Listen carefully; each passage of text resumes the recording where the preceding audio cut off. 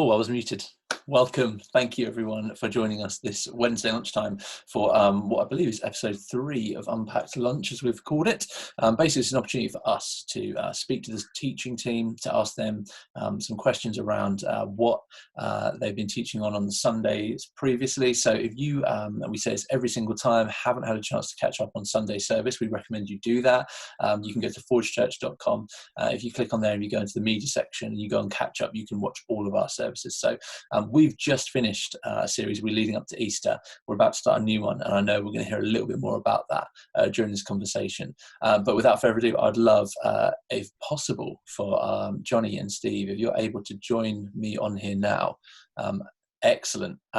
And I'm going to leave you guys to it. Steve was speaking on Sunday, and Johnny's got a few questions for him. As always, if you've got questions, if you're watching this live and you'd like to know some, you want to dig a little deeper on some of the stuff that was brought up on Sunday, then by all means, please do drop a comment on this video. We would love to hear your questions, hear your comments. I'll put those to these guys afterwards. And yeah, we'll go from there. But without further ado, guys, you guys take it away, and we'll go from there. Thank you. Cheers, Finn. If you're watching at the moment, you're probably wondering why Finn was whispering ever so slightly, and it's because he accidentally just woke up his kids. So one of the many trials of working from home. But Steve, this is the first time we're doing it like this, where I get to ask you the questions. How do you feel? I know. It's a bit weird. But go for it anyway. Come on. I can ask you anything I like. So my first question that I was going to have around Sunday, and it's a question I've actually always kind of wanted to know, because you started as you did, I feel like I can finally ask it. You started off by looking at the iPhone and the iPhone launch and the revolution that was with Steve Jobs. Is it true that to be a great leader, you need thinning hair, glasses, and grey stubble? And how long is it before you graduate to a black turtleneck jumper? It's actually very important. It is, because if you think, Jesus had a beard, and if he'd have lived longer on Earth, it would have gone grey. And glasses. And glasses. Yeah, I'm not so sure about that. Yeah, I mean, I think obviously the shirt that he was wearing was of its time, and I am more of a trendsetter, and so I tend to not think that I'm going to go back to 2007 styles. Do you know what I mean? I just want to keep the cutting edge really with what I'm wearing. So I'm never going to quite be like Steve Jobs, because of those reasons, really. Thank you, though. Keep on trying. So you wrapped up the series. This changes everything. Yes. Easter Sunday. Run us through your talk. What are the big highlights? Yeah, I think what I wanted to be able to communicate was that our faith is built on the resurrection of Jesus. That this is so important, and so being able to kind of pick up on the storyline really of how it was so unexpected, and yet to discover that the grave was empty, just turned everything around for the women, turned everything around for the disciples, and over 2,000 years has turned everything around for people who have chosen to look, explore, and believe in that. So for me, it is central to what our faith is. And I think it's really easy to get caught up that our faith is actually about church, and that it's really important that we stay connected with church. And it's true, it is really important, I think, to stay part of the family of God, which is known as the church. But that's not the foundation of our faith. In the same way as, I grew up believing that actually the Bible was the foundation of my faith. Now, the Bible is so important because I believe it's how God speaks to us today. But actually, the Bible wasn't there at the resurrection. They had the Old Testament, but they didn't have the New Testament. And over the next 300 years, there were an awful lot of Christians, but they didn't have a Bible as we would have the Bible today. So our faith can't be built on a book, and it can't be built on a community of people. It has to be built on an event that took place in history. And that's why, for me, this is so important. So this is not just having a belief in something. It's having a faith in a person and an event that took place that reveals who that person truly is. And that's why the resurrection for me is so important. So I think the resurrection, it vindicates Jesus' claim to be God, because people don't rise from the dead. Do you know what I mean? That is not what happens. And so to validate, he predicted it. He'd said that, that he would be crucified and that 3 days later he would rise from the dead. And so to be able to do that vindicates who he claimed to be. It vindicates what he taught to. In a sense, it's proof that death has been beaten. Up until that point, the people who believed in God, their understanding of what would happen beyond the grave was so limited, and it was so vague as such, that whenever you read the Old Testament, and yet once Jesus died and rose again, it opened up for people this understanding that there is more, that we are not just made for this world, not just made for this life. There is something more. And in fact, over the years, I've taken numerous funerals, and it's interesting whether people have a belief in God or not. Everyone wants to believe that there is something more than just now. And so I've heard people say that, my husband, I see him, he's there in the robin outside the window.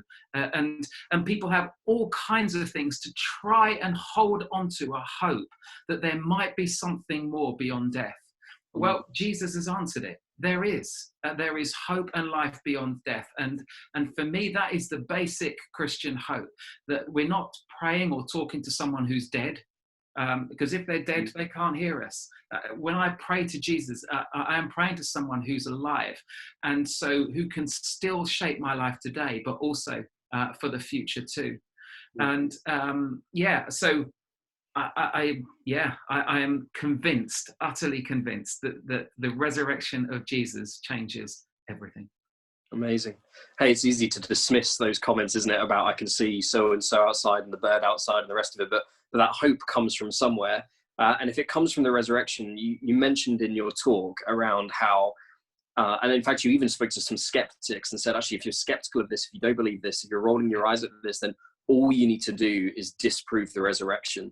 And you said about how this was the greatest piece of, it was effectively the evidence that we can rely on. And so delve into that a little bit. What does that look like? What evidence is there for a resurrection? Yeah, one, I can just say that people have gone before to try and disprove. There was a guy,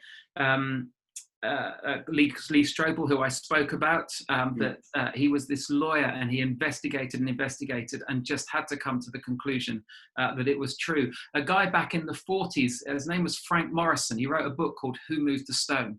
And again, he was another atheist whose main goal was to disprove the resurrection, because he knew that if you could disprove the resurrection, then faith falls apart. And his conclusion after studying was overwhelmingly that this is true. And so I think no one disputes the fact that the tomb was empty. Because if it wasn't, they would just produce the body and go, nah. And the disciples would have to shut up because they could hold up the body. So Jesus' body was gone, and the tomb was empty. And so we just have to ask the question, what happened to the body? Because on the whole, dead people don't rise again. That's not what we would see normally, and nor would they then. And so therefore, you have to come up with answers as to, well, if he didn't rise from the dead, then what happened? And so overwhelmingly, the most frequently believed answers to that is either that thieves broke in and stole the body. So the disciples didn't know that. And when the women arrived, it was, the body's gone. Therefore, he must have risen from the dead. But if thieves had done it, they left the only thing that had value. And the only thing that had value was the cloth that they would wrap the body in.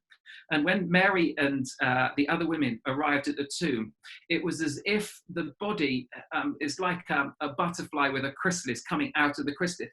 There was the clothing that had wrapped Jesus. They'd wrapped Jesus' body in the cloth. It had just almost like sunk, and then his headpiece had been wrapped and placed in another place. If a thief had broken in, that's what they would have taken. They would have left the body and taken the grave clothes, because that's where the value was. Others, in fact, when it was reported at the time, the guards who had been placed outside were told by the religious leaders to say that the disciples had stolen the body. And so, in a sense, that's the most obvious reason why Jesus' body wasn't there. But But again, psychologically, that would have been a huge change for anything like that to have happened, because they were disillusioned, they were broken, their hero had been killed. That's not what they had wanted. And although Jesus had spoken about it, they had just not understood it.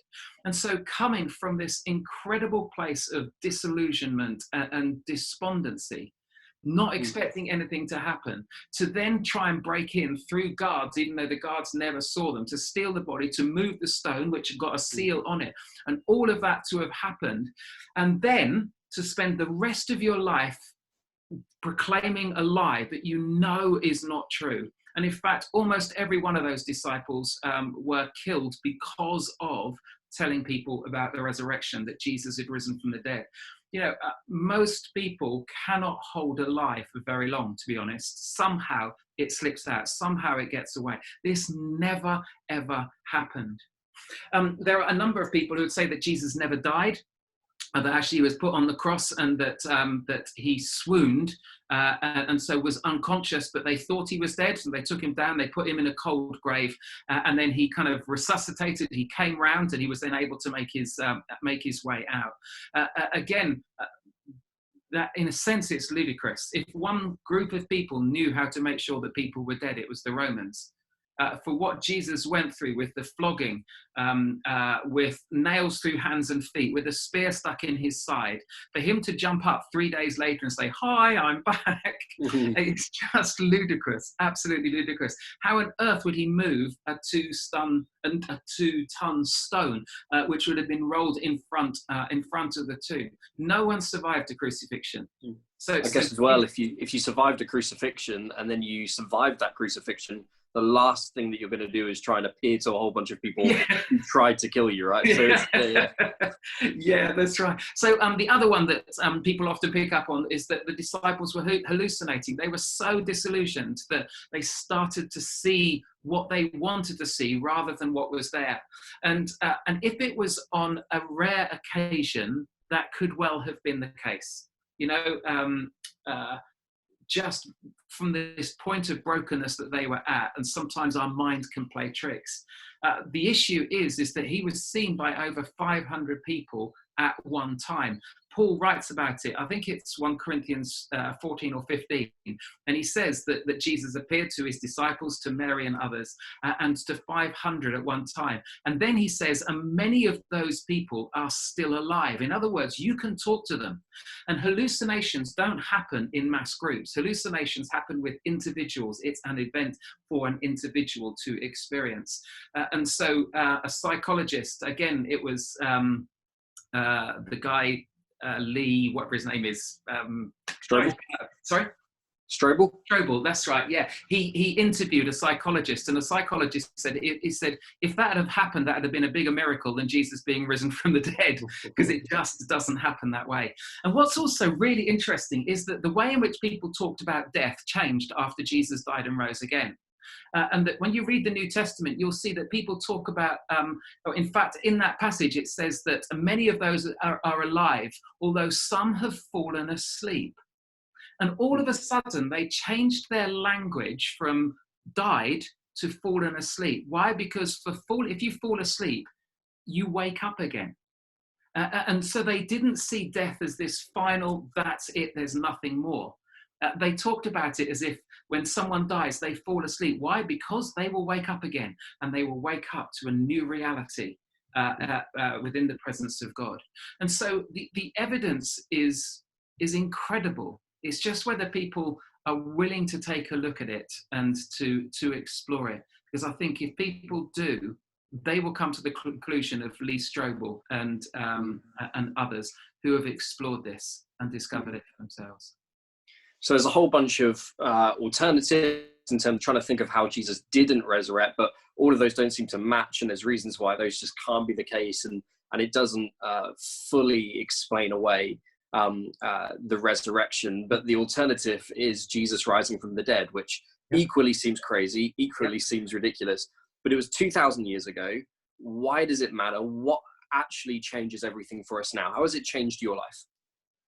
It's changed my life because one, I know that Jesus is alive, so therefore I can have a relationship with him. And in fact, for the majority of my life, it's been just that, that I've been able to talk with him. I've got to know him. He's spoken into my life through other people and through the Bible. And so you can't have a relationship with a dead person. You just can't. You can have memories of a dead person. You can speak to a dead person. It's just that you're not going to get anything back. And I get stuff back because Jesus talks to me, just as I'm able to speak with him. But he doesn't do it in an audible voice. On the whole, he will do that through other people and through other means. When I was baptized when I was 13, that was in a sense my declaration that I believed that Jesus had died and had risen again, and that I'd become a follower of him. And so when I went down into the water, I was in a sense dying to myself, just as Jesus had died for me.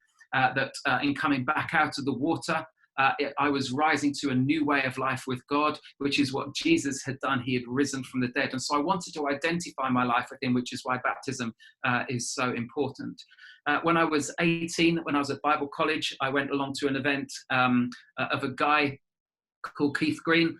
Keith Green, before he died, had this picture of 100,000 young people doing short-term Christian work. And why? Because Jesus had died and that Jesus had come back to life again. And I sensed Jesus speaking to me then saying, Steve, that's what I want you to do. I want you to be involved in that. So I left agricultural college very willingly, came back, I joined the Salt Mine Trust, and over the next 30 some odd years, I've committed my life to sharing the good news of Jesus. So that doesn't be too short term, right? Yeah. So the resurrection of Jesus means everything to me. In fact, my whole life is built around and built on that fact and on that belief.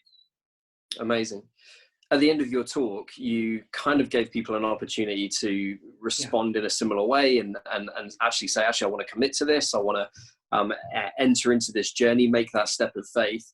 And you asked for a response of that. Some people did that, or it seemed like some people did that, which is really exciting for us. What would you say to those people who decided to make that commitment, or who are perhaps exploring or wrestling with the idea of making that step of faith for themselves? Yeah.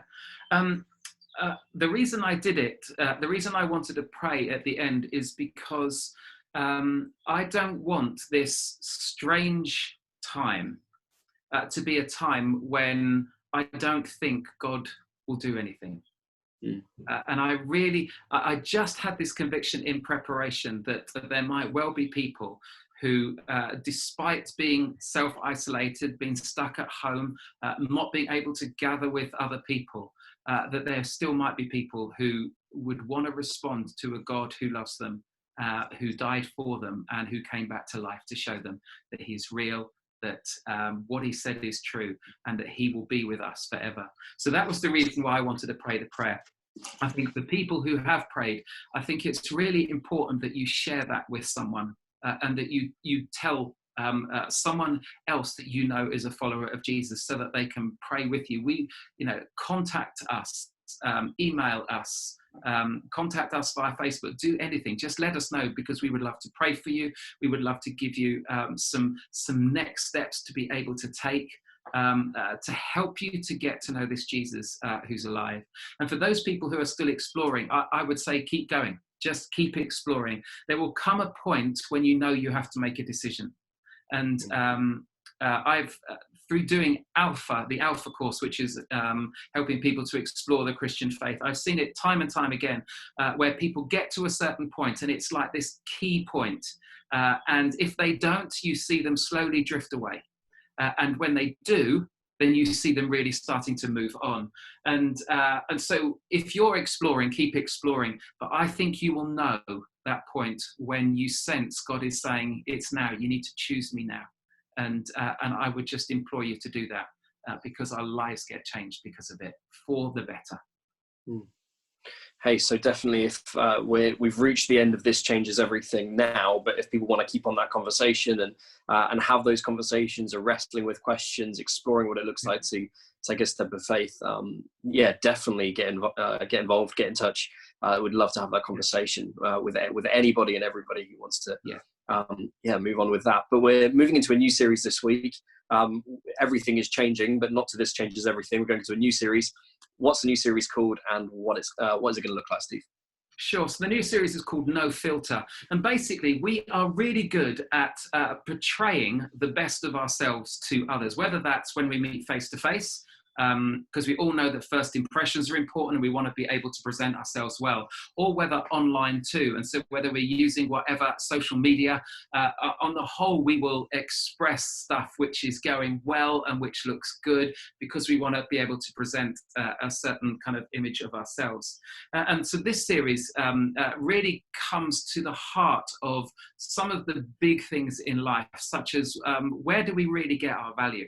Is our value from the likes that we get from whenever we post a picture, or should our value be in something more than that? When should we speak up? When should we respond to those tweets or those messages? And when should we just stay quiet?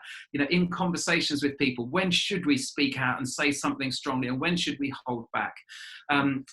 When no one is looking, what does our life look like? And so it's stripping away everything. It's a no filter life to explore, to see what God can do in shaping and changing us. And so when things don't go right, you know, how do we respond? And Jesus speaks into all of those situations. I'm excited to see what he has to say about where we should where we should find our value, and how we should respond, and when we should speak. Because the Bible speaks into, or the authors of the Bible speak into all of those things. We said, as Finn joins us again, a few months ago, we created the series This Changes Everything. Little did we know that we were going to be in a time where everything changes. Yes. And likewise, we created a series called No Filter, all around social media, and little did we know that was going to be where we spent most of our lives during the coronavirus.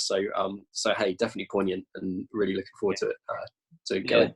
Couldn't agree more. Really looking forward to diving into that this Sunday. So we haven't really had a huge amount of questions. We've had lots of comments, just kind of people just kind of saying thanks, and the reality of like actually this whole subject is just for a lot of people really reassuring. It's kind of helping them unpack some stuff within themselves. I'll just read one comment which I love, which was the cross is the center of everything. To know Christ is to have no fear in death. In the past I used to question this, but I now have no fear. There is such peace in knowing that God is with us no matter what, and will always be close. And so I think whilst there's not a huge amount of questions today, like obviously what people are getting from this is just that encouragement and just that reality of like, actually, this does change everything.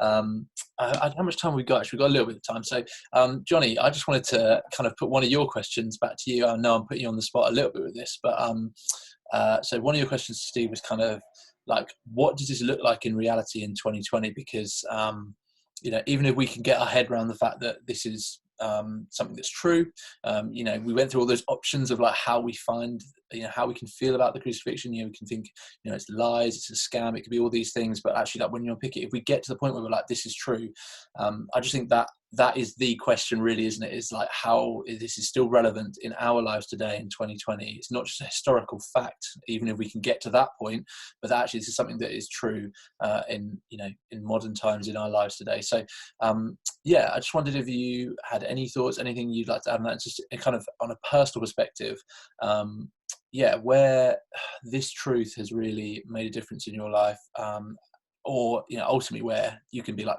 and that's why it's changed everything. So kind of what Steve says, it's the center of everything, and it's the center of the storyline that I decide to live in. I think everybody decides to live in a story. Every story has a narrative. Every story has an ending.